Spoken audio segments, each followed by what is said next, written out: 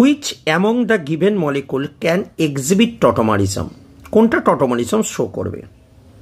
দেখো ফার্স্ট কম্পাউন্ডটা যদি টটোমারিজম করতে হয় এর আলফা হাইড্রোজেন হচ্ছে এইটা, এই বন্ডটা এখানে পড়বে, এই বন্ডটা উপরে উঠবে। এটা করতে গিয়ে যেটা ঘটছে কি, এই যে পজিশনটা ব্রিজ হেডেড পজিশন চলে আসছে, তাই এটা কোনোভাবেই টটোমারিজম শো করবে না। তাহলে 1 দিয়ে যে অপশানগুলো রয়েছে এই অপশানগুলো এলিমিনেট করে দিলে, বাদ দিয়ে দিলে। এখন পড়ে রয়েছে 2 আর 3। 2 এর ক্ষেত্রে দেখো যে টটোমারিজম করতে হয়, এই যে কার্বনিল কম্পাউন্ড আলফা কার্বন কোনটা, এইটা আলফা কার্বন আর এইটা আলফা কার্বন, কিন্তু এই আলফা কার্বনে দেখো পিএইচ রয়েছে, হাইড্রোজেন নেই।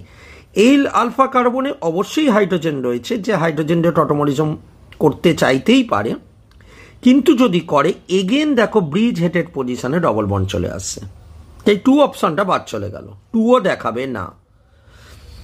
এবার দেখো থার্ড অপশনটা কি দেখাবে? থার্ড অপশনে দেখো এইখানকার যে আলফা হাইড্রোজেন আছে সেটা দিয়ে কিন্তু টটোমারিজম শো করবে না, কারণ ব্রিজ হেডেড পজিশন চলে আসছে। বাট স্টিল এই কম্পাউন্ডটা টটোমারিজম দেখাবে। কিভাবে দেখাবে না, এইখানে যে আলফা হাইড্রোজেন আছে সেই আলফা হাইড্রোজেনটা এখানে পড়তে পারে, এই বন্ডটা উপরে উঠতে পারে, এবং এইটা করে দেখো এইখানে একটা মানে কিটো থেকে ইনল ফর্মে চলে আসতে পারে। এখানে তো এটা তো আর ব্রিজ হেডেড নয়, তাই অপশান 3 হলো রাইট অ্যান্সার, তার মানে অপশান এ।